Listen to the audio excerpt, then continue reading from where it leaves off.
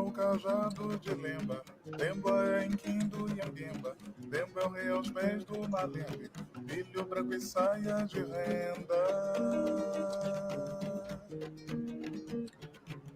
Menino caminha pra sonhar, Dona Terezinha é o chora, seu Zézio de Aninha é o chega, 10 de agosto é dia de mudar.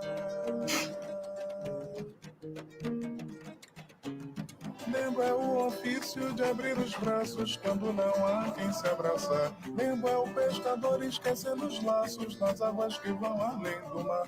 Lembo é muita terra para poucos passos e muito perdão para levar. Lembo é zambi tendo que esperar. O tempo pediu pra folha dançar, pra folha dançar e nunca parar, e sempre curar o dia. O tempo pediu pra folha dançar, pra folha dançar e nunca parar, e sempre curar o dia.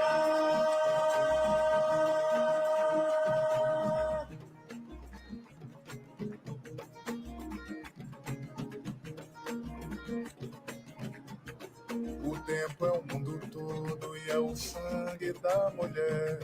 Lá em cima o meu povo e acima dele o candomblé. Vai levantar, vai levantar, vai levantar, vai levantar, vai levantar até aquele que morre logo por morar em sua fé. Vai derrubar, vai derrubar, vai derrubar, vai derrubar, vai derrubar até a vida mais colorida e o argumento de quem bem quiser.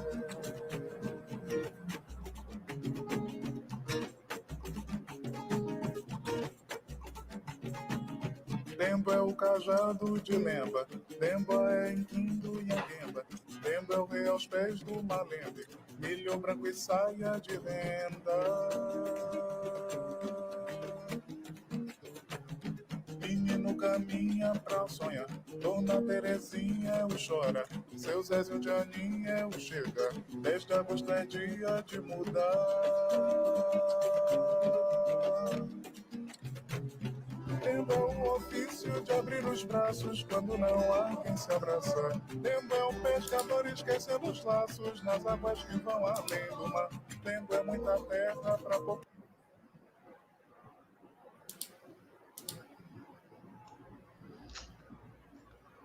Olá, amigas e amigos da filosofia, bem-vindos a mais uma das nossas conversações filosóficas.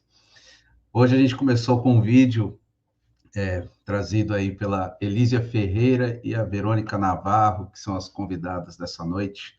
Vamos conversar sobre o tema fronteiriças, danças e filosofias em Latinoamérica. Vocês puderam ver aí essa relação da dança com uma série de ambientes, né? Inclusive salas de aula, né, o ambiente acadêmico, de ensino e outros também.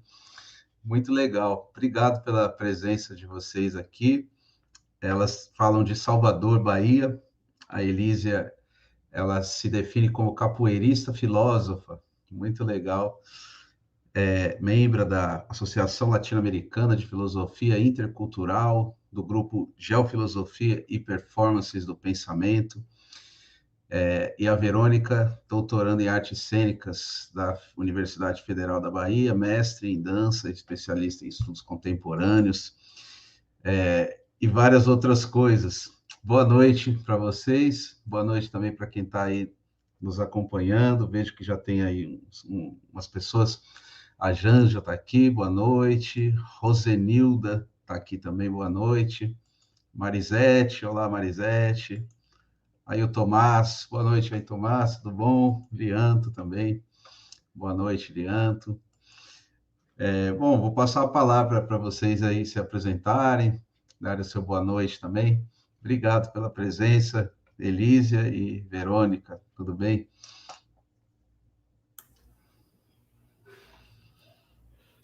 Boa noite a todos. Boa noite, Caio. Muito obrigada pelo convite. Então, eu Sou Verônica Navarro, eu sou argentina, moro aqui em Salvador há 8 anos, e é o tempo que eu conheço a Elícia, né? Sou dançarina, capoeirista, estou terminando doutorado em artes cênicas, e um pouco é isso, né? Tanto o grupo Nzinga, que foi que nos uniu aqui em Salvador, e a Unilab são os espaços mais importantes de referência que a gente tem, né? Para construir esse pensamento dançante que a gente está apresentando hoje para vocês. Muito legal, obrigado, Verônica. Boa noite, Elísia. Boa noite, Caio. Boa noite a todo mundo que está aí acompanhando. Vejo pessoas queridas. Tomás, há muitos anos não nos encontramos. A Janja hoje é nossa mestra, Caio, de capoeira. Então, boa noite, companheiras, também Joana, enfim, que é a nossa companheira da capoeira, e todo mundo que está assistindo. Bom, eu também sou Elisa Ferreira. Eu sou paranaense, nasci em Cascavel, Paraná, e também cheguei na Bahia há 8 anos e meio, né? Chegamos juntas para morar aqui, casualmente, eu e Vero, né? Vou chamar a Verônica de Vero, então vocês já se ambientam, né? Chegamos juntas, nos conhecemos a partir desse território transnacional, que é o território da capoeira Angola, especificamente do Grupo Nzinga. E eu fiz filosofia, toda a minha graduação, mestrado, doutorado foi em filosofia, mas a partir do momento que eu conheci a capoeira, um pouco antes de vir para cá, e mais especificamente me aprofundando, quando chego aqui, a partir dessa escola, que é o Grupo Nzinga, né? A gente começa a pensar em filosofias outras, assim, outras possibilidades filosóficas, tanto metodologicamente falando, quanto outras fontes, né? Outras filosofias que não somente aquelas que nós costumamos estudar normalmente, né? Isso tem mudado bastante, mas em geral, pelo menos na minha formação de 20 anos atrás, é o que a gente estudava. Então, é um pouco sobre isso que a gente gostaria de compartilhar com vocês hoje. Então, agradeço muito, Caio, pelo convite, acompanhei muito o seu canal durante a pandemia, como você falou recentemente numa live, sobre dança também, que eu acabei esquecendo o nome da moça, eu assisti ela esses dias de novo. Foi a Raquel, será? A Raquel, exatamente, a Raquel, que trabalha com dança do ventre, né? Vocês falavam Isso. muito sobre esse canal ser um lugar de encontros, né? De difundir a filosofia, e o que nós estamos fazendo aqui, né, no Brasil, mas ampliando para a América Latina, por que não, né? Para a gente poder dialogar. Então, agradeço muito pelo convite, pelo trabalho que você tem feito. O material que você reuniu aqui no Conversações Filosóficas é um verdadeiro acervo para nós do que está sendo produzido e pensado hoje na filosofia aqui no nosso território. Então, obrigada. Legal, eu que agradeço, e inclusive eu fico muito feliz quando eu consigo trazer pessoas de áreas diferentes que têm relações, né, entre si. E daí, às vezes, acontece isso, né? Uma pessoa que pesquisa uma coisa, mas tem uma relação com a dança, e daí vocês assistiram, também tem uma relação com a dança, muito legal. E as pessoas que estão assistindo aí, fiquem à vontade também, se quiserem participar aqui do debate, colocarem questões, enfim. Como vocês querem fazer? Vocês têm um material aqui, querem que eu apresente agora? Querem conversar um pouco mais antes? Isso, por favor, pode colocar para a gente aí, que na verdade é só um guia, assim, para a gente se lembrando e não se dispersar muito, como a gente está pensando nisso há muitos anos, a gente tende a falar demais. Então, é para nos guiar, né? Bom, aí a gente já começa essa imagem de fundo que a gente gostaria de apresentar um pouco e que a gente pretende ir relacionando com o vídeo, né, que vocês puderam assistir. É uma foto do Quilombo Dom João, um mangue, né, um território de manguezal, próximo à Unilab. Para quem está assistindo a live e não conhece, a Unilab, que é a universidade onde hoje eu trabalho como professora, é a Universidade da Integração Internacional da Lusofonia Afro-Brasileira. É uma universidade federal que tem como objetivo estabelecer uma parceria, uma cooperação internacional com os países de língua oficial portuguesa, especialmente os PALOPs, né, os países africanos de língua oficial portuguesa. Então, parte das nossas vagas são dedicadas para estudantes internacionais desses países, Angola, Moçambique, Guiné-Bissau, Cabo Verde. Enfim, então a própria Unilab é um território muito fértil, como esse que a gente mostra aí na foto, de manguezal, né, onde a gente pode se alimentar bastante, construir muitas coisas. E a gente, além de receber esses estudantes internacionais, recebemos também muitos estudantes do Brasil todo, mas assim uma grande parcela de estudantes da região do Recôncavo Baiano, onde fica a Unilab. A Unilab fica em São Francisco do Conde, né, que é a região metropolitana de Salvador, mais Recôncavo Baiano. E daí, essa imagem que a gente costuma usar é um lugar, um espaço onde a gente aprende muito, sobretudo com Dona Joca, que é a liderança do Quilombo Dom João, nossa estudante na Unilab, nossa estudante / professora na Unilab, e foi um pouco aí de muitas das nossas construções, né? Pode passar, Caio, por favor. Aí a gente gostaria de começar um pouco trabalhando com essa ideia de fronteiras, né? Também o que nós gostaríamos de dizer aqui, Vera, você até abre seu microfone aí para você a gente Não, fazer sim, é agora. porque não sei se não faz interferência aí, se tem aberto os dois, não sei como que tá. Por enquanto não, vejamos. Então, o que a gente quer apresentar aqui também, o convite do Caio foi bem auspicioso, porque como a gente tem trabalhado juntas há muitos anos, a gente tem construído uma reflexão prático-teórico, teórico-prática ao mesmo tempo, né? E a gente está preparando aí um livro que teria esse título a princípio, né? Fronteiriças, entre danças e filosofias em Latinoamérica. E aí a gente queria primeiro dialogar um pouquinho sobre esse conceito de fronteiras, né? Como que a gente está pensando essa noção de fronteiras. Então, a gente, em primeiro lugar, assim, desde que eu estudei Merleau-Ponty no doutorado, então a noção de corpo sempre foi muito cara, a noção de percepção sempre foi muito cara, mas, ao mesmo tempo, havia uma sensação que eu não tinha ainda como nominar à época de uma falta de corpo nessas reflexões, né? A capoeira, quando eu encontro a capoeira, ela serve para me fazer pensar sobre como o corpo pode ser um espaço de reflexão. Então, a primeira fronteira, assim, que se apresenta aqui para a gente trabalhar, e outras pessoas no mundo têm feito isso, aos poucos a gente vai descobrindo, como a Raquel, por exemplo, tem uma outra filósofa que está na Argentina, Marie Badet, que trabalha também com dança e filosofia, tem o José Gil em Portugal, enfim, tem outras pessoas fazendo isso também, né? Qual é a relação possível entre dança e filosofia, né? Quais são as fronteiras, quais são as aproximações e as distâncias? Mas o nosso trabalho tem uma coisa específica que eu ainda não tinha encontrado, até ouvir a Raquel falando, que nós não trabalhamos com dança dita contemporânea, ou dança moderna, dança ou balé, ou, enfim, nós trabalhamos com aquilo que é conhecido como cultura popular, né? Então, quais são as fronteiras entre aquilo que a gente entende por cultura popular, arte popular, cultura erudita, dança tradicional, dança moderna, enfim. Isso pelo lado da dança, né? Assim, a gente se pergunta muitas vezes, é dança, não é dança? A capoeira é dança, não é dança? O samba se entende como dança, não se entende como dança, como arte? É uma manifestação, o que por oposição ao reconhecimento de arte que outras manifestações sempre tiveram, né? E isso se desdobra também na própria filosofia, né? Quando a gente pensa em filosofias afro-brasileiras, e aí a gente vai falar de algumas específicas, na verdade de uma em especial, que é a filosofia banto, ou filosofias não europeias ou não ocidentais, é filosofia, não é filosofia? Enfim, né? O que a gente pode pensar, o trabalho do Simas, do Rafael Haddock, do Luiz Rufino, tem trabalhado com esse conceito de filosofias populares, né?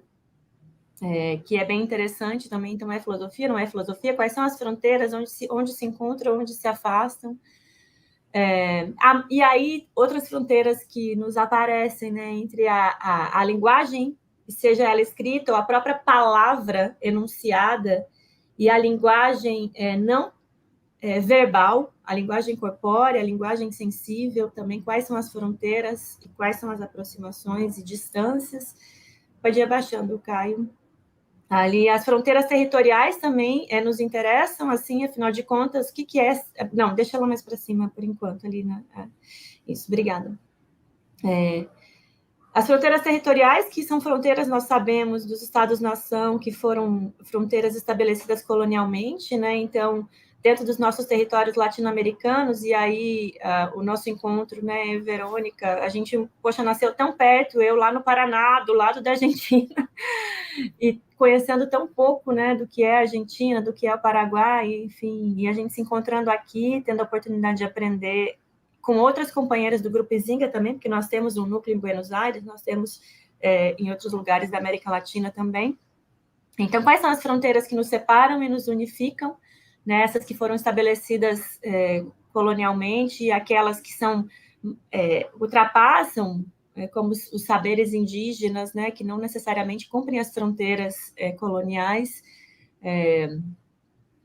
E a ideia de fronteira nos traz a ideia de negociação, né? E eu acho que a filosofia, eu vou falar aqui, já vou passar para a Vero para ela complementar, mas eu acho que a filosofia, na medida em que ela se propõe a ser uma arte do diálogo, ela também pressupõe essa ideia de fronteira, ou seja, de uma separação, de algo que separa dois lados, sejam eles quais forem, né? Mas que também pressupõe justamente a reunião, né? O diálogo, enfim, a negociação. E aí a gente vai para a capoeira, né, como um espaço também extremamente filosófico, que nos ensina a partir de um movimento muito fundante na capoeira Angola e na capoeira em geral, que é a ginga, que é uma estratégia de negociação corpórea, né, mas que se torna também, como a gente tem defendido dentro das nossas pesquisas, né, nas nossas camaradas da capoeira, sobretudo do Grupo Izinga, mas não só, a ginga como uma epistemologia também, né? Como esse saber entrar, saber sair, saber afirmar, negar, negar afirmando, afirmar negando, enfim, os avanços e os recuos necessários, tanto na construção de um pensamento, de uma reflexão, quanto na construção de políticas, de uma comunidade, enfim, um posicionamento ético também, né? Até porque a ginga, inclusive, nos ensina a lutar sem machucar, enfim, a avançar sem destruir o outro, né? Então, as negociações e as possibilidades de tradução entre essas várias fronteiras que, ao longo dessa noite, a gente vai apresentar. Vero, não sei se... Sim, não, um pouco o que a gente trabalha na ideia de fronteira de território também, mas, né, com a amplitude do Brasil, né, pensar também o Brasil que tem essas múltiplas fronteiras, né, que a gente nem conhece. Bom, aí Caio está praticamente na outra ponta da gente, né, e como essa ideia de fronteira, a gente utiliza também muito a noção de encruzilhada, né, porque fronteira é algo que separa, algo que encontra, e algo que conflitua também, né? A gente fala, quando dança, quando encontra essas filosofias afro-ameríndias que a gente trabalha, elas dialogam, elas têm muita coisa em comum e tem muita coisa também que as diferencias e as confrontam, né? E essa encruzilhada, que também é um termo que a gente utiliza muito, né, da autora Leda Maria Martins, né? Essa encruzilhada no corpo, né? Também, como entender o corpo na encruzilhada, que isso já está dado para a gente na América Latina, né? A gente já é transcultural, né, com os povos africanos, e a gente já é intercultural com os povos indígenas. Isso já tá, a cultura já é assim. Muitas vezes falar de intercultural e tal é uma coisa meio redundante, né? Porque isso já é a gente já é desde que a gente entende esse território como um território diverso, como um território que não é homogêneo, e que ele dialoga, né? Desde essas diferenças também. A gente não apaga as diferenças. Pelo contrário, parte delas, né? Então, muitas vezes, eu venho de um país que ele, como todos, né? A gente vende um pacote, assim, né? Eu acho que a Alicia caiu. Caiu. A gente... Espera ela voltar aqui. Sim. Bom, se quiser, por enquanto, fecho a ideia um pouco para esperar ela voltar. A gente vende falava, né, um pacote, uma forma de ser, né, argentino, brasileiro, isso que sai, isso que... Mas é muito difícil encaixar dentro desse padrão Estado-nação, né, para tudo. Seja, nosso pensamento, como nossa dança, como nossa filosofia, é impossível falar, tem uma, a gente tem várias que a gente encaixa nesses conceitos, mas que às vezes uno pensa, será que é filosofia? Será que é dança mesmo? E eu acho que o desafio um pouco é também trazer essa diversidade, né? Então, quando a gente trabalha, por exemplo, danças da Argentina, a gente tenta focar muito nessas outras que não são aquelas, talvez, ou mais hegemônicas, ou mais... aquelas que têm passado por esse processo de epistemicídio, né? Aquelas que não são a que dão fundamento àquele país, né? E a gente está passando agora por um momento que os símbolos foram reapropriados, né? Por um certo setor da sociedade, e essa coisa de quais são as bandeiras que a gente vai recuperar mesmo, né? Qual é o Estado-nação que a gente quer mesmo? E um pouco a gente trabalha pensando nesses epistemicídios, nesses apagamentos, nessas invisibilizações e na ideia de diversidade, mas não de diversidade homogênea, nesse sentido de, bom, somos todos iguais, e a gente aceitando essa diferença e tentando trabalhar em base a essas negociações que a Elícia falava antes, né? Como a gente negocia, como a gente avança com isso. Acho que pode passar para mais embaixo.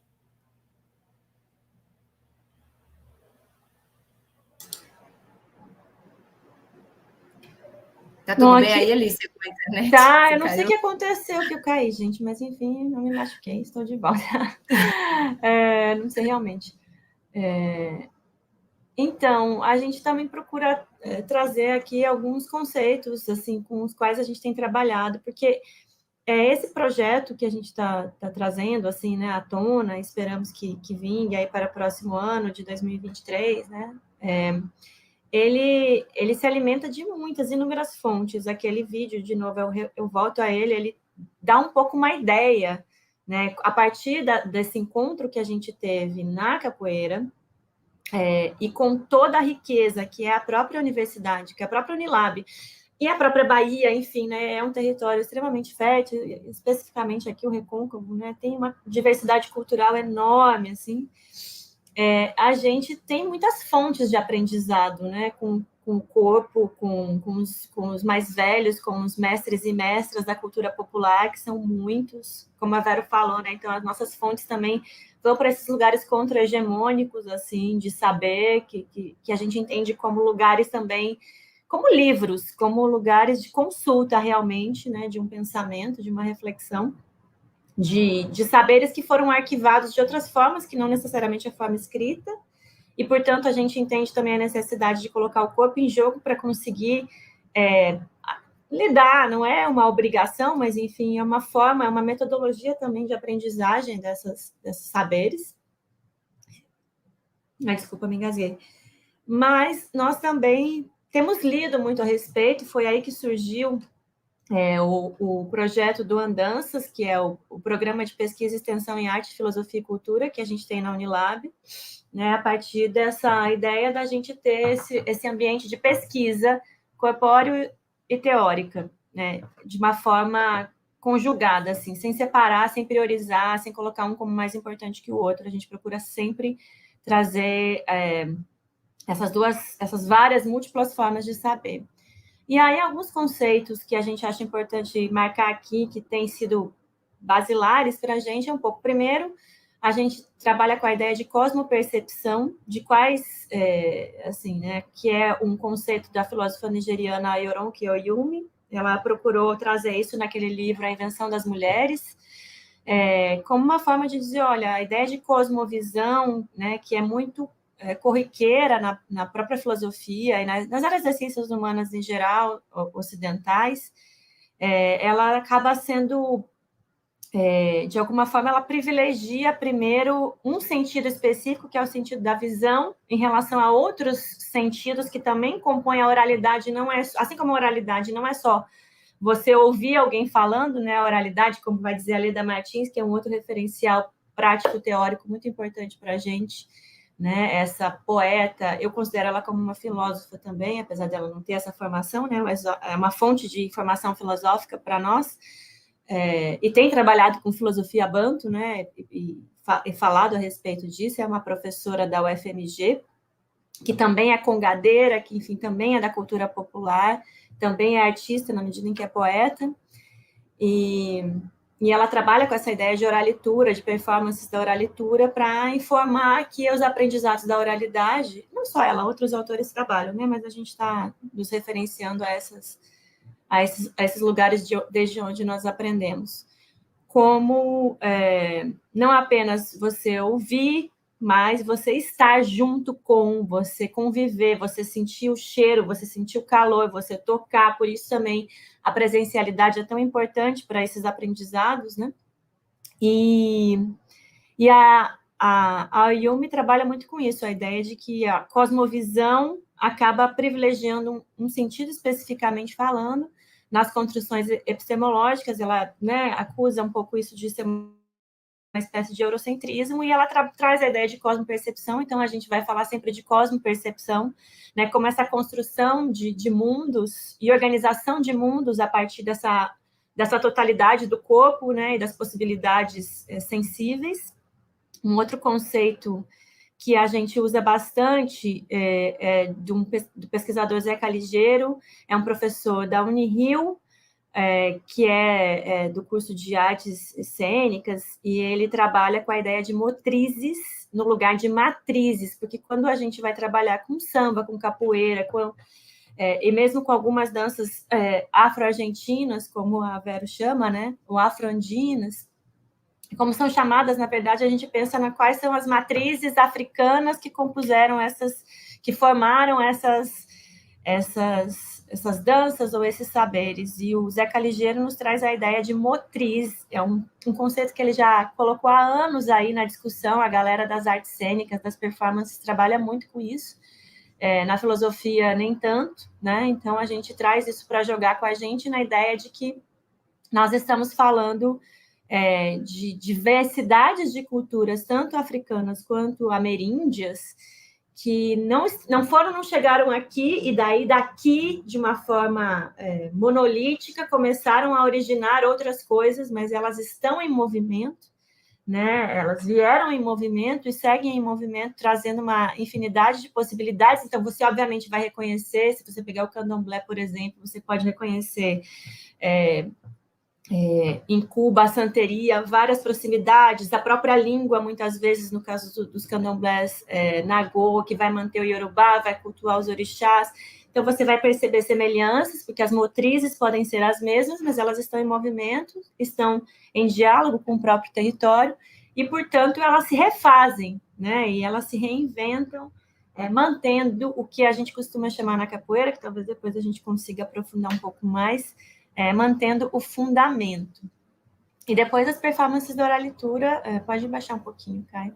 Um pouco só para complementar das motrizes, Lícia, a gente toma o conceito do professor Seca e a gente tem o desafio enorme de poder falar quais são essas motrizes, né? Porque o livro um pouco tenta ir por essa linha, né? Porque a gente, enfim, quando a gente começa a partilhar, né? E aí eu vi que está a Andrea Bonilha, da Colômbia, que ela veio várias vezes e compartilhou com a gente, e sabe bem, assim, né? Do que trabalhar com essas motrizes afro-americanas no grupo Sankofa, né? Que é um grupo muito importante da Colômbia. Como a gente, por exemplo, você está trabalhando um samba no Brasil, automaticamente você quer trabalhar um curulao colombiano, uma cueca argentina, a galera começa a sambar. Eu diria o Seca que é o mesmo sotaque, ou muda um pouco o sotaque, mas é a família, é parente, né? Elas se diferenciam, mas elas automaticamente acionam no mesmo padrão de movimento, né? A gente quer dançar um samba e também uma cumbia colombiana, dialoga muito, né? Então, esses motores de movimento, que são afro-indígenas, né?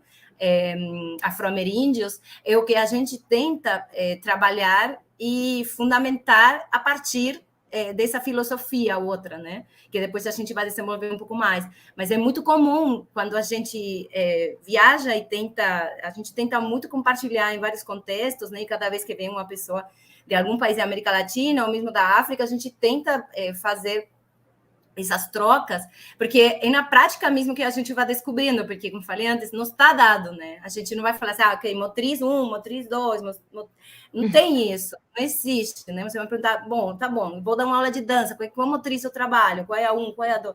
Não existe essa forma, né? Como também a gente, não sei lá, não tem isso na capoeira, não tem isso no samba, a gente não tem uma coreografia definida, né? A gente tem padrões, tem princípios, e a partir disso que a gente o livro vai um pouco nesse sentido. A gente precisa dançar, precisa ver como é que e vivenciar no corpo como é que é para poder colocar isso que é muito difícil esse diálogo também da escrita com o corpo, né? Tá sendo um aprendizado, porque isso também não é muito nossa prática ocidental, né? Fazer isso. Então, só para complementar um pouco isso das motrizes, né? Isso. Estamos abertas a trocas também. Gente que tem olhando, fala assim, eu tenho um trabalho, venha, que a gente está... Exatamente. Então, e aí o que a gente vai procurar trabalhar, eu acho que não vai dar para a gente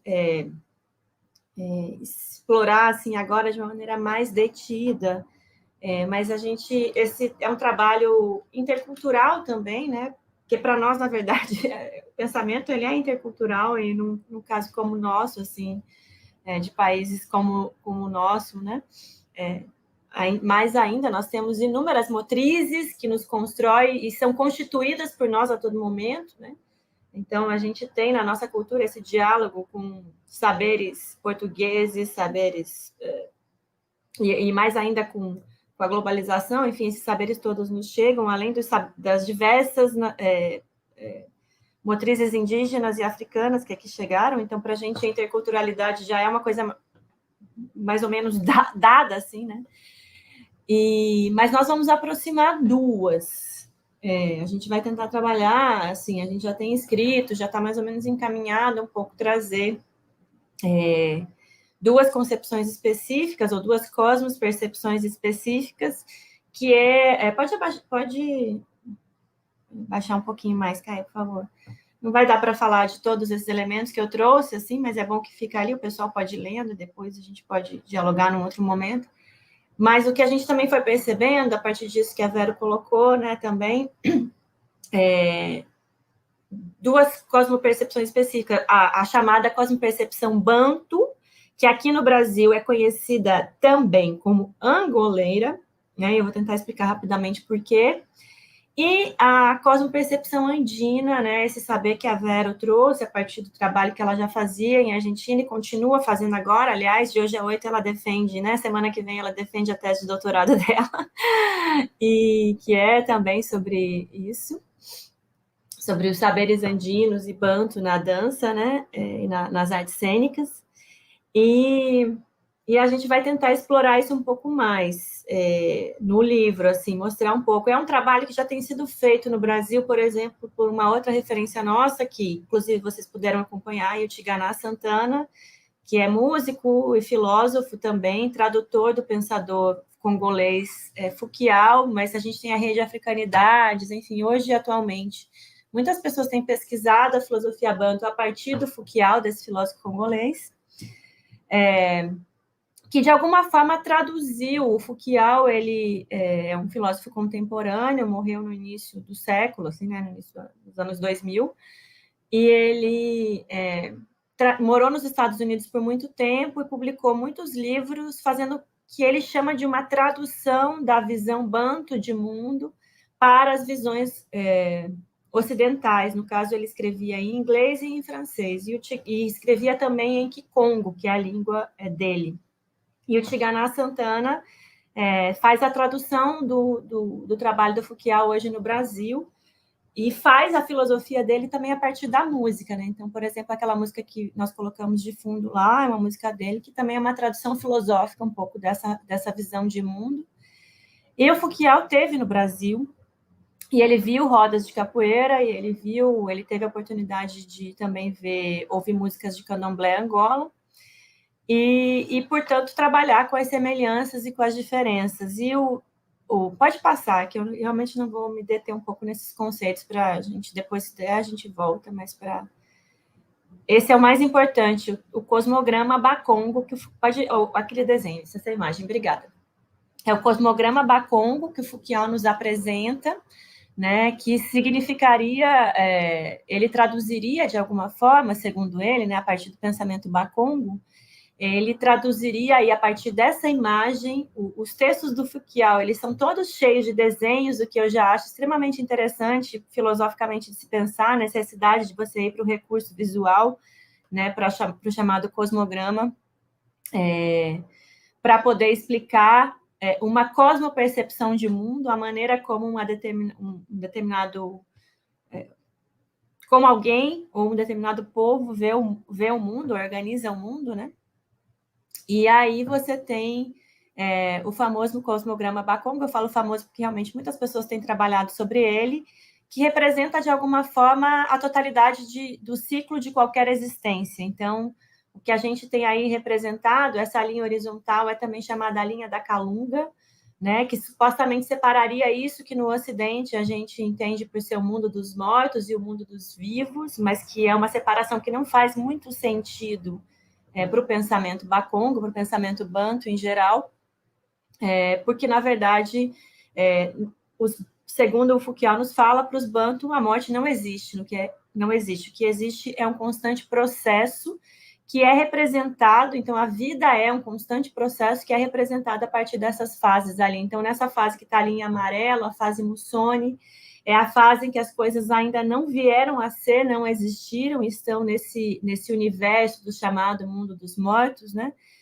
Ou Kuimpemba, na língua Kikongo. A fase Kala, que é essa fase onde as coisas despontam, elas aparecem, se a gente for pensar em termos fenomenológicos, né? Elas passam, então, a aparecer.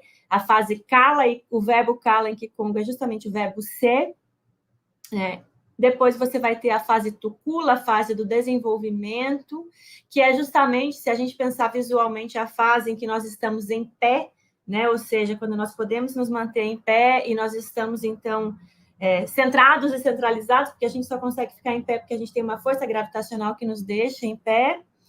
E eu já vi ali que alguém comentou que a Kalunga aparece no maracatu, então a gente vai vendo essas referências filosóficas nas culturas, né, chamadas angoleiras ou banto no Brasil.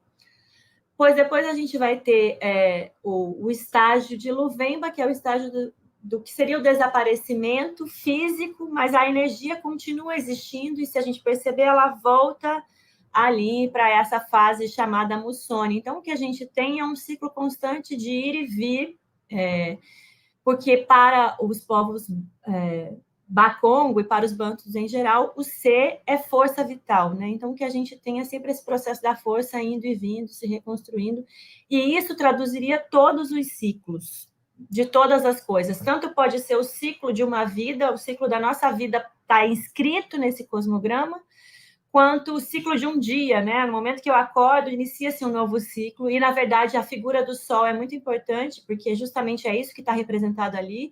O que os Bakongo dizem, né, segundo o Fukuyama, é isso. O Sol, quando ele deixa de iluminar, quando a gente chega na escuridão ou na noite, ele não desapareceu, ele não deixou de existir, ele só não está mais visível e não está mais iluminando. Então, toda essa relação também com o ciclo de um dia, com o Sol, aliás, é uma Cota Valdina, que a gente pode chamar de uma filósofa banto brasileira, né? Ela costuma falar que... E o Tata Mutaeme, que é um filósofo que a gente conhece mais de perto aqui de Salvador, né? Uma liderança de Candomblé Angola, eles costumam falar isso: nós somos como sóis, né? A gente veio no mundo para brilhar, e um pouco essa referência ao Sol é muito importante para a cosmopercepção banto.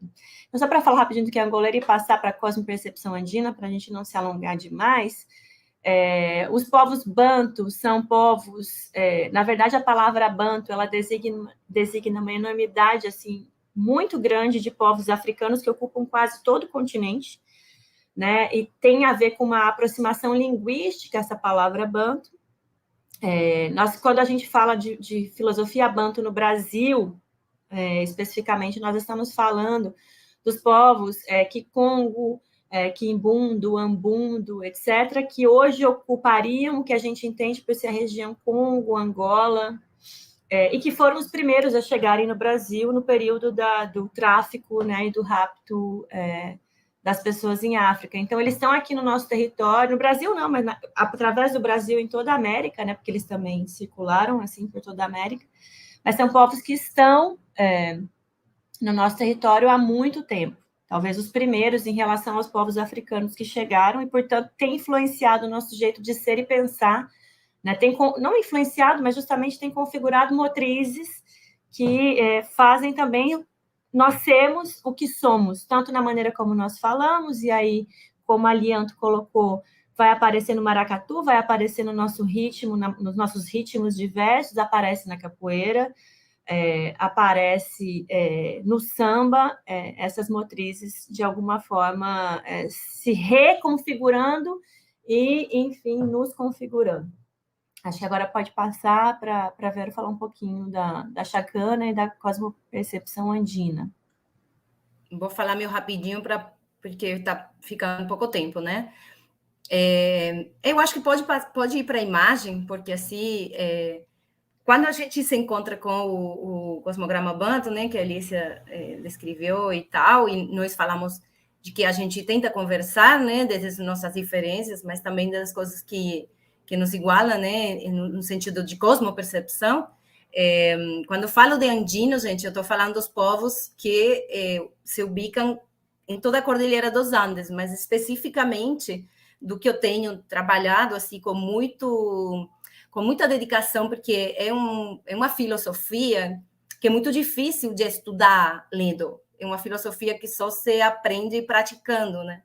Porque ela é prática, ela é ritualística, ela é a vida cotidiana desses povos, né? Os povos vivem em base a esse pensamento. Então, eu estou trabalhando no norte argentino, né? Basicamente, o que limita com a Bolívia, o Chile, e todas essas pesquisas que se estendem, né, do que foi o Império Inca, né? Mas tem, como os bantos, milhões de povos que têm infinidade de formas de existência, né? É o pensamento e a cosmopercepção de vida que os irmana, né? E um pouco só para simplificar, quando vocês trabalham ou escutam ou sentem ou leem o termo Pachamama, que está muito, assim, muito agora, se usa muito, enfim, está muito trabalhado, dialogado. Esse conceito de tempo, de Pacha, é um conceito de tempo e espaço, né? Quando se fala de Pachamama, é o tempo e espaço que a gente está falando, né? Eu só vou simplificar em 3, mas são vários ciclos cósmicos, né? Mas, basicamente, tanto como o cosmograma Banto, a grandes esferas se divide em 3, né? O nosso mundo de cima, né? O Hanampacha, aquele mundo do Sol, da Lua, né? Dos astros, enfim. O Kaipacha, que seria nosso espaço e tempo agora, né? E o Uncupacha, que é o espaço de embaixo, né? O invisível que a Alicia falava, né? Esse presente Kaipacha, esse espaço do aqui agora, ele contempla os outros dois, né? E isso para mim era uma coisa muito complexa, até que eu entendi algumas práticas rituais. Por exemplo, eu trabalho com a performance do carnaval em Humahuaca, né, no norte argentino. E aí, basicamente, o carnaval começa desenterrando. Não existe carnaval se não se desenterra, porque é um carnaval fundamentado especificamente numa filosofia indígena, né? Então, assim, num pensamento, numa cosmopercepção indígena. Então, assim, é abrir a terra para que saia daí esse espaço não visível, o espaço escuro, o espaço dos ancestrais, o espaço do, né? Tá tudo aí embaixo e sai para esse espaço daqui agora, né? Do Kaipacha. Então, essa forma integradora de pensar o tempo e o espaço para trabalhar o corpo, a dança, a criação, é uma coisa que coloca totalmente em outro lugar o que a gente pode pensar como tempo e espaço cênico, criativo, performático. Por exemplo, o ritual também dos mortos, né, dos defuntos, enfim, essa coisa de convocá-los aos invisíveis para vir no presente, do 1º ao dia 2 de novembro, fazer uma mesa de comida para eles comerem, por exemplo. Isso no candomblé banto é também muito, né? Por exemplo, essa cultuação ao tempo, né? E é muito louco, porque assim, é muito louco, né? Mas assim, é muito. A Pachamama se celebra em agosto, o ritual, né? E a festa de tempo também é em agosto, né? Essa virada do tempo, essa volta desse círculo, né? Que é permanentemente em movimento. A gente, nessa chacana, esse símbolo chama chacana, que vocês estão vendo, significa atravessar a um outro espaço, né? Atravessar a um outro, é uma ponte, né? A chacana é uma ponte. Então, o tempo inteiro eu estou atravessando isso que a Elícia falou antes, né? Aquele movimento circular que pode ser de um dia, pode ser das coisas, pode ser da pessoa, pode ser dos projetos, pode ser de tudo. Tudo se explica aqui. Basicamente, na chacana, no pensamento, ele se fundamenta basicamente no ciclo agrário, né? No ciclo da colheita. Da natureza. Então, uno pode dividir os solstícios de verão, de inverno, e aí vai, né? Eu vou passar aí, Caio, você passa para baixo, para poder, porque temos pouco tempo e as pessoas também fizeram perguntas e tal. Só para resumir o que eu já falei antes, né? O que isso nos traz? O que o livro se propõe também? O que a gente está querendo? Entender essas motrizes dentro dessa cosmopercepção em um ida e volta. Como a dança e as práticas corporais alimentam a filosofia, que a gente só entende fazendo lá e praticando lá.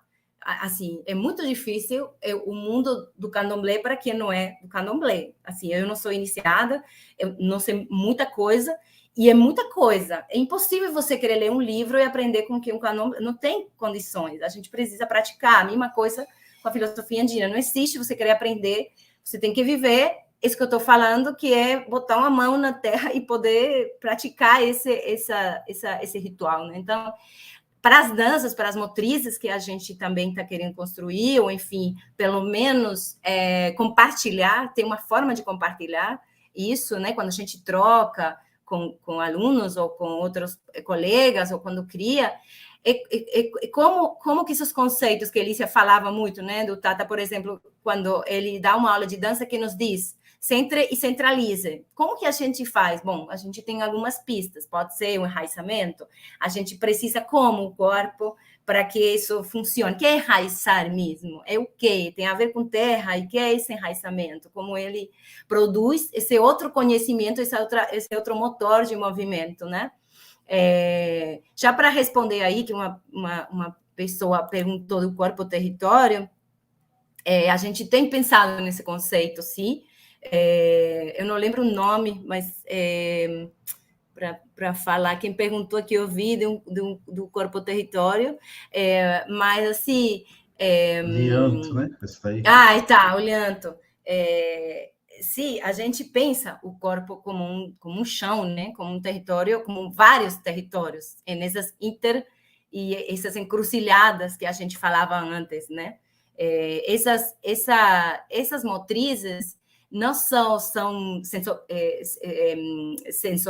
perceptivas, elas têm a ver com... Não são técnicas, não são só isso que eu falava antes, eu não posso ensiná-las de uma forma exclusivamente técnica, como a gente entende a técnica. Elas têm muitas esferas, né, que vão passando pelo próprio corpo, que são espirituais, que são sensoriais, que são musculares, que são, né, e são de cada um, cada qual é cada qual, né? Falava mestre Pachino, sou grande mestre de capoeira. Não tem uma coisa que possa ser padronizado. E aí que está o desafio e o encantamento que a gente tem com essas formas de trabalho, que a gente não tem como homogeneizar isso aqui, não tem possibilidade, né, de homogeneizar. Cada corpo precisa desse espaço. Não tem, quando a gente vai a dançar essas danças, não tem uma forma certa. Não tem uma... Agora, a gente tem formas de experimentar algumas possibilidades. E aí a gente está tentando ir atrás delas. Como é isso? Como é esse enraizamento? Como seria organizar o corpo? Como eu organizo o corpo? Como organizo uma roda de capoeira, por exemplo? Coloco a bateria e aí uma roda, e aí eu começo tocando, começo cantando. O corpo é a mesma coisa. Como a gente organiza esse corpo para poder chegar a esses movimentos? Que é organizar o corpo? Enfim, um pouco a gente tenta ir por aí e é um processo assim que desafia muito, né? Porque, como falava antes, é muito difícil escrever o que acontece no corpo, né? É isso. Vou passar para você, Lícia. Sim. Isso, e além desses aprendizados, né, como a Vera falou, como que a gente organiza o corpo? É uma coisa que o Tata nos fala sempre que nós fazemos aula de dança com ele. A gente vai desenvolvendo também outras percepções éticas, como eu falava antes, assim, e aí você vai percebendo como essas fronteiras, justamente, entre o conceitual, né, o teórico e o prático, elas são muito mais tênues e talvez até apagadas do que a gente pressuponha. Porque, para voltar a uma coisa que eu falava no início, né, a ginga, pensada enquanto uma epistemologia também, ela traz um ensinamento tão contemporâneo dentro dos moldes da filosofia, vamos dizer assim, eurocêntrica, né?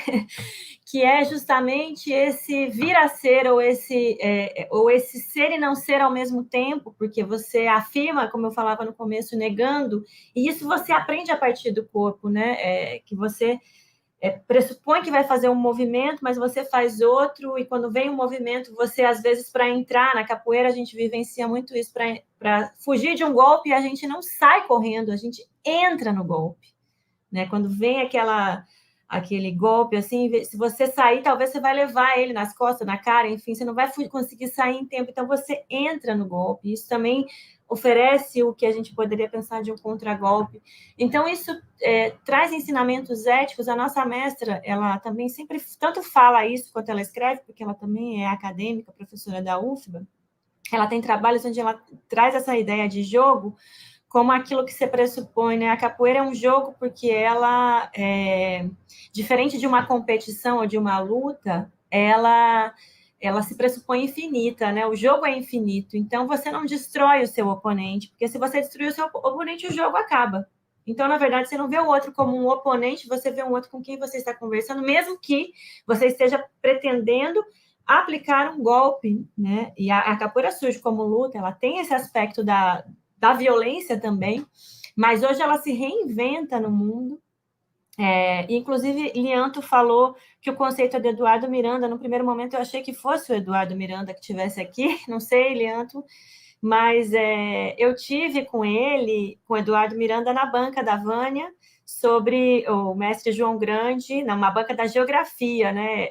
E eu conheci, então, o Eduardo, e a gente falava justamente sobre essa capoeira hoje, que é uma capoeira que traz princípios éticos de cuidado de si, de cuidado do outro, de como a Vera falou, de cuidado do espaço. Então, tem assim... E você pensa que as pessoas vão aprendendo isso, chega uma criança de 5 anos na academia, na escola, no nosso caso, no nosso espaço a gente chama de Inzoalong, e chega uma senhora de 50, e chega um jovem de 15, e todo mundo vai aprender junto que a gente precisa chegar e limpar o espaço e cuidar dos instrumentos e armar a bateria, e tudo isso faz parte para que a roda aconteça, né, dessa comunidade. Então, aí tem um aprendizado, como a Vera falou, né, e tem reflexões filosóficas. Por exemplo, se fala muito do Ubuntu, né, a gente também não vai entrar nisso agora, mas aí você pode ver, experimentar um pouco essa ideia de ser, porque somos, mas dentro de um lugar que não apaga as pessoas, né? Assim, não nos coloca, mas como a Vera falava antes, né? A partir das nossas próprias singularidades, porque não existe uma regra para se fazer capoeira, não existe uma regra para se sambar, por isso que não tem coreografia, né? Não tem um jeito certo de fazer um movimento, e, no entanto, a gente reconhece quando reconhece os sotaques, como a Vera falava antes, reconhece as proximidades das diferentes manifestações no Brasil e na América Latina. Enfim, é isso que a gente está tentando elaborar no nosso trabalho. Não sei, Caio, se você quer fazer algum comentário, se a gente teve mais uma pergunta ali do Tomás, querido, e da Andréia. Isso, tem uma pergunta do Tomás, uma da Andréia, e o Lianto perguntou também sobre a questão decolonial, que é bem parecida com a do Tomás. Eu vou colocar as três e daí vocês podem, cada uma, fazer uma fala respondendo e já encaminha para o final, nessa última resposta. A do Lianto foi... Cadê? Sobre o decolonial. Essa aqui. Se uma autocrítica decolonial pode desmanchar, todavia, pode ser feita novamente. Creio que uma autocrítica uma autocrítica contra-colonial. Na verdade, aqui ele está respondendo a pergunta do... Respondendo não, está acrescentando, né, uma coisa na pergunta do Tomás, que o Tomás tinha perguntado, como ocorreu essa migração? Na verdade, começa aqui a perguntar para a Elísia, você foi formada numa tradição Salvador! extremamente eurocêntrica e hoje trabalha com capoeira. Aí, como ocorreu essa migração? Houve uma autocrítica decolonial em sua trajetória? Gostaria de ouvi-la a respeito desse movimento tão necessário para a filosofia brasileira. E daí já vou colocar também a pergunta da Andrea. Podem ampliar o ato criativo nas motrizes? Pergunta a Andrea. Sim, eu vou começar aqui porque o Tomás, querido, a gente se conheceu na época do doutorado, lá no doutorado sanduíche, na Maison do Brasil, né, Tomás, e fomos muito amigos, desde então, né, mantemos, assim, apesar de ficarmos um tempo sem nos falar.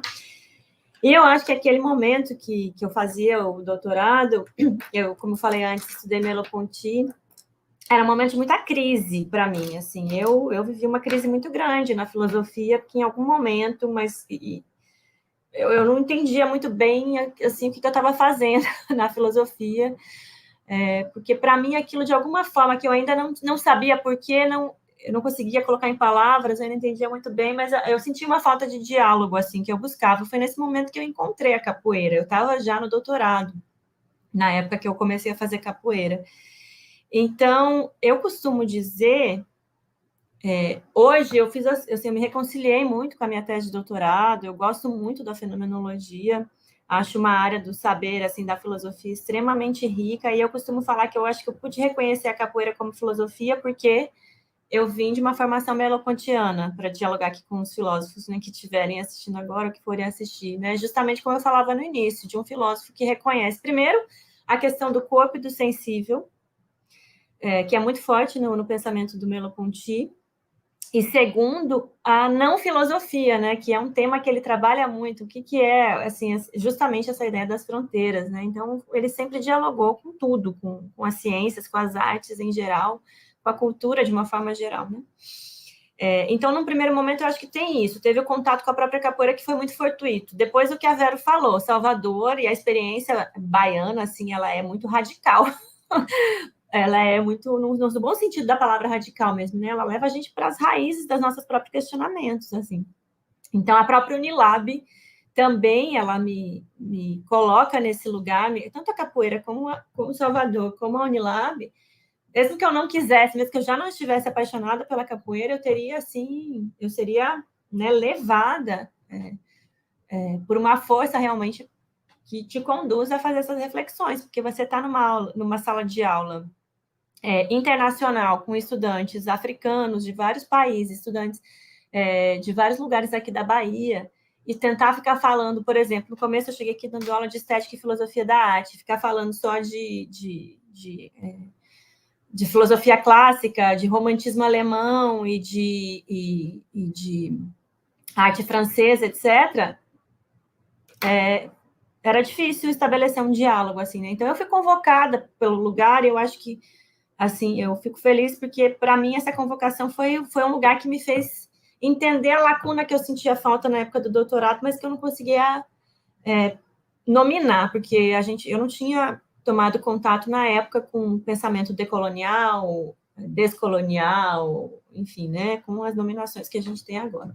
Então, na verdade, essa migração, eu fui trazida pela própria capoeira, assim, eu falo que eu aprendi no doutorado com a capoeira coisas que eu, como doutora em filosofia no Brasil, coisas da história do Brasil e da América Latina que eu não tinha aprendido. Então, qual é a falha da nossa formação? E aí, falando sobretudo aqui com o Caio, com os colegas da filosofia e da academia, né? Qual é a falha da nossa formação que uma pessoa pode chegar no doutorado e não saber coisas da história, da conformação do nosso território, da história negra do nosso território? O que está faltando na nossa academia, sabe? Então, hoje, eu acho que o que a gente faz na Unilab precisa, e que é feito em outras academias também, mas precisa ser levado assim, né? Ser difundido para outros lugares. Então, esse primeiro momento foi muito natural, não teve uma questão, não foi uma coisa teórica, né? para poder pensar, por exemplo, nessas diferenças que Lianto nos propõe, né, entre contra-colonial ou decolonial.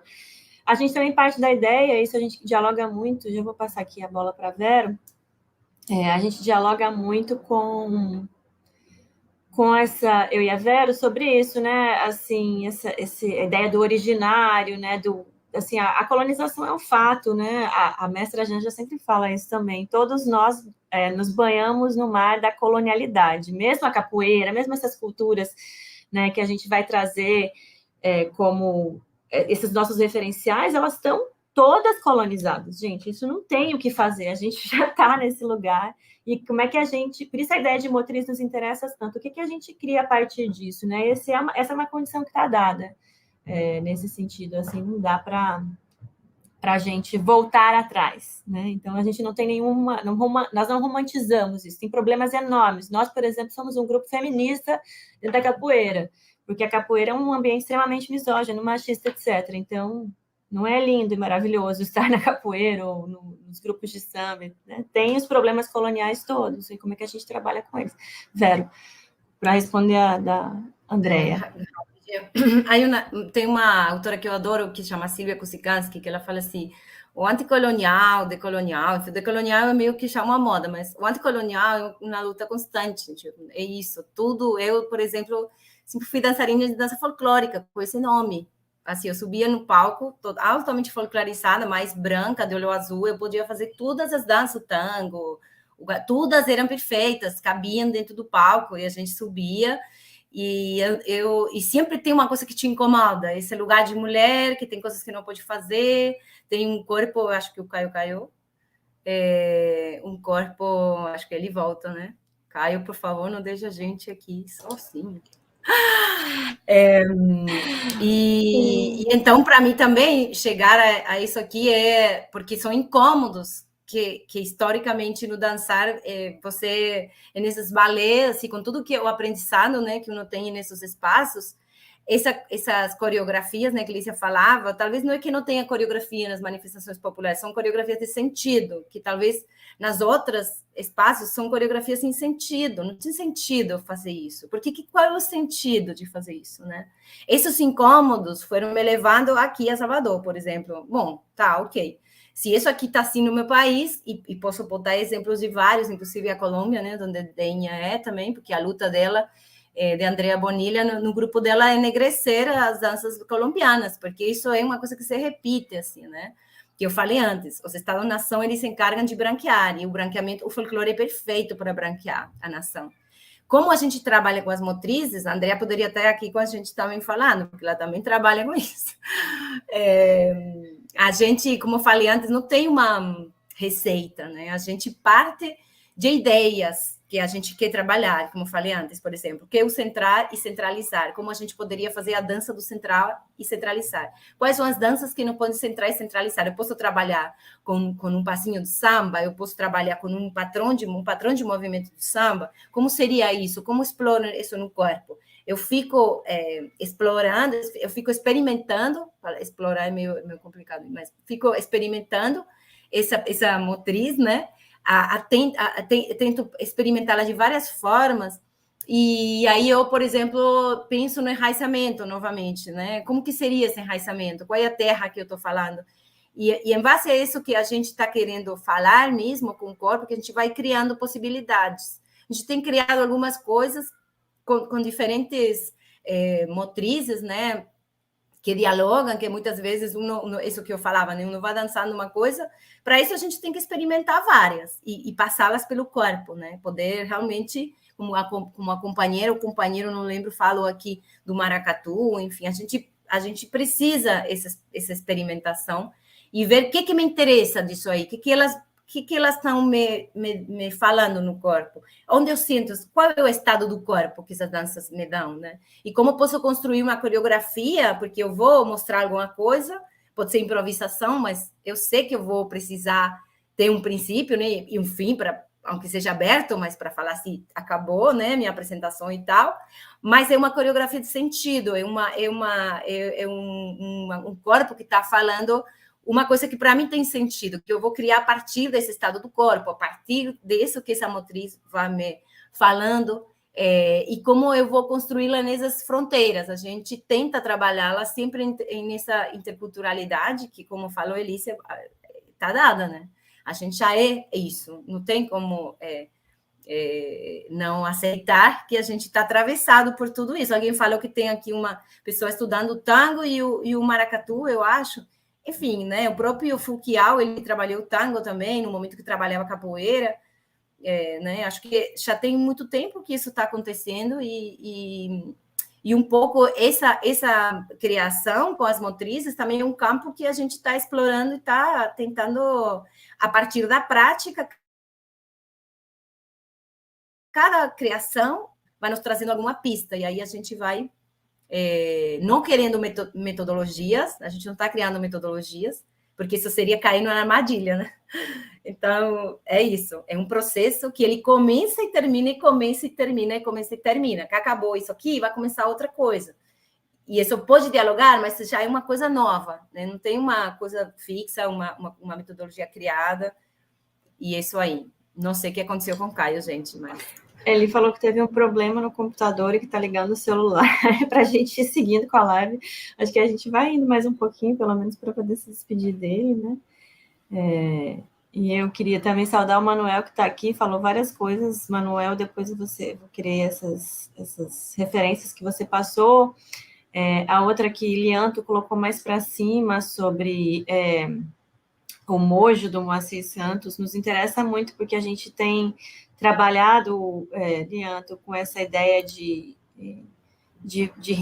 força. A gente não quer trabalhar com a ideia de ritmo, e a gente está justamente procurando outras noções que sejam mais interessantes para pensar como é que também se conformam as energias, o próprio ser, a partir dessa, que há aproximações muito grandes entre essas duas tradições, né? A Banto e a Andina, nesse sentido de não pensar um ser como uma coisa estática, mas como energia, como movimento. E a gente está buscando, de fato. Então, depois, se você puder passar para a gente essa referência. E para complementar, assim, seguindo o diálogo do jogo que a Vera trouxe, em relação àquilo que ela fala para a dança, para mim reverbera na filosofia.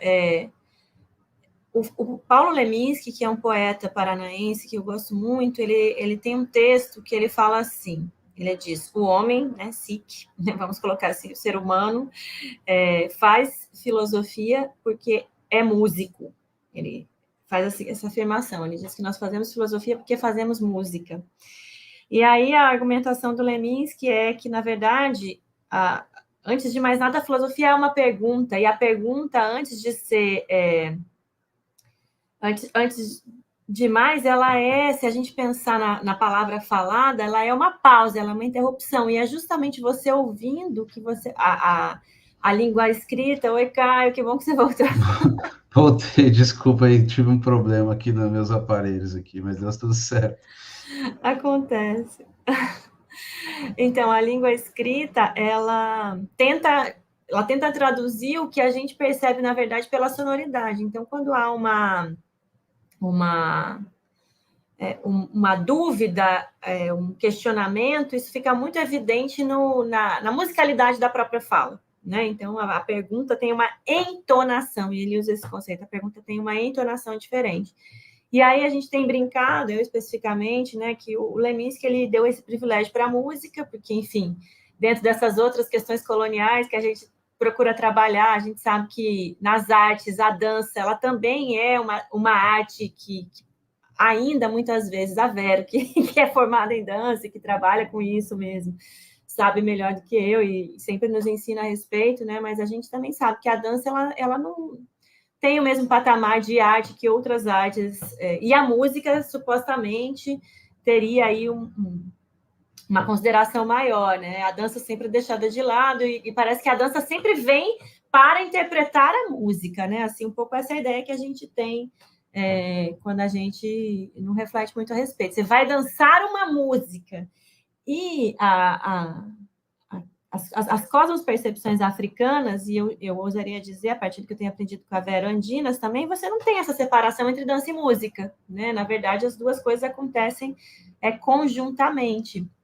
Então, eu tenho brincado que a gente faz filosofia porque dança, né? Porque, na verdade, é esse momento de fato, que a gente está diante disso que a Vera estava falando a partir da experiência corpórea da dança, assim, em algum momento você tem uma interrupção, porque você não sabe para onde você vai, né? Assim, quem sou eu, onde é que eu estou, o que eu tenho que fazer, vou para cima, vou para baixo, sigo um determinado fluxo, vou contra ele, enfim, a experiência corpórea da dança, ela é uma forma de reverberar um pouco a mesma experiência que a gente tem com as perguntas filosóficas. Eu estou diante do mundo, e você não tem... Hoje eu ouvi, inclusive, um amigo nosso, amigo aqui do Manuel e da Vero também, o GC Mussi, num podcast, é um filósofo moçambicano, e ele falava muito sobre isso, né? Nós não temos respostas prontas. A filosofia é colocar problemas, é isso que a Vera falava antes. A gente não vai criar metodologias ou formas. Agora, se vocês quiserem fazer essa filosofia que a gente está propondo aqui, vocês têm que dançar e fazer essas aulas. Não, a gente entende que nós precisamos pôr o nosso corpo em jogo, que a gente pensa que o processo criativo que nos ajuda a pensar a partir dessas motrizes e construir filosofias arraigadas a partir dos nossos corpos territórios, nos impele a essa proposta, né? E quem quiser, e isso é uma proposta coletiva, é importante dizer. Muitas pessoas apareceram naquele vídeo, são pessoas que trabalham com a gente, né? Então, nada do que a gente está falando aqui é uma coisa só minha, eu sou da Vero, embora tenha agora nosso trabalho mais árduo de sistematização disso, mas são coisas que a gente aprende coletivamente, como eu acho que toda a construção filosófica mas de repente a gente não fala sobre isso quando a gente está lendo textos, né? Você pensa que é um livro do Kant, né? E pronto, é um livro do Hegel, enfim. Mas com certeza ali você tinha uma reflexão coletiva, seja eu com quem for que eles dialogaram, né? A gente dialoga com aquelas pessoas e com muitas outras que apareceram naquele vídeo, para construir. E sim, Lianto, vi ali também. O Eduardo Oliveira é outra referência com qual a gente dialoga também aqui.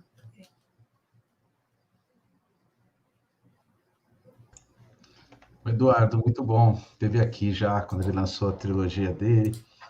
Muito legal. Gente, se vocês quiserem dizer alguma última coisa aí para encerrar, eu tive um probleminha aí, mas ainda bem que foi rápido. Eu vejo que o Manuel também fez uma pergunta. Vocês já responderam essa do Manuel?